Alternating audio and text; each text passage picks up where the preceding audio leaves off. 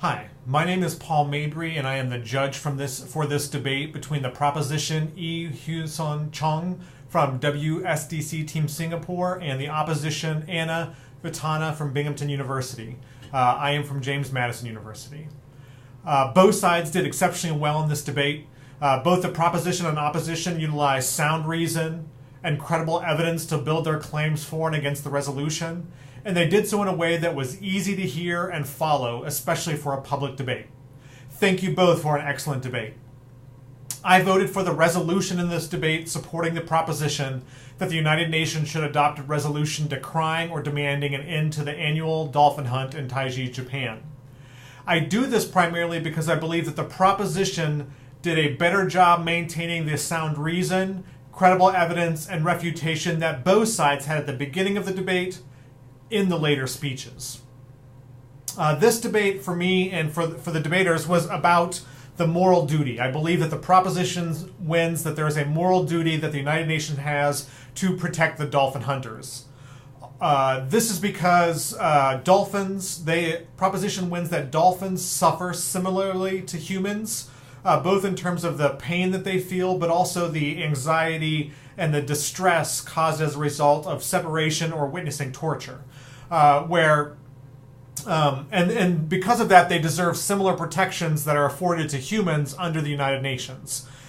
This is something that is not really contested much by the opposition, or at least not successfully. In the UN framework, this means even that sometimes we must suspend culture, even if it is protected of the cultural way. This is an argument that I think that the proposition is fairly persuasive with in the end of the speech, that the opposition does not spend much time refuting. The second main point is what effect that this may have on the economy of Japan. And this is where I think the opposition would have been better served to dispute the claims and the evidence that the proposition are advancing. For example, in response to this claim that banning the hunts would significantly negatively impact the Japanese economy, the proposition read evidence citing that even within Japan, it's not the industries don't even calculate it in terms of the revenue for the year because it has such a small impact on the economy. The specificity of this example and the lack of refutation by the opposition made me believe that, in fact, the proposition was correct, that banning dolphin hunting would not have a negative effect on the Japanese economy. Thus, because there's no negative effect and we have a moral obligation to protect the dolphins because they are similar to humans, I ultimately vote and side with the proposition on the resolution.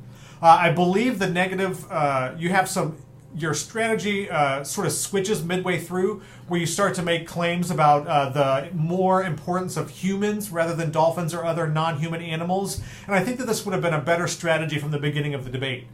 Because unless you attack the premises that the propositions establish, that the UN is there to protect humanity with rights, and that those rights are based on experiencing pain and suffering, and that's the reason that humans get these, and therefore, because dolphins experience pain like humans, we should give them rights. Unless you attack those premises, I believe it's very hard to win the debate within that particular framework.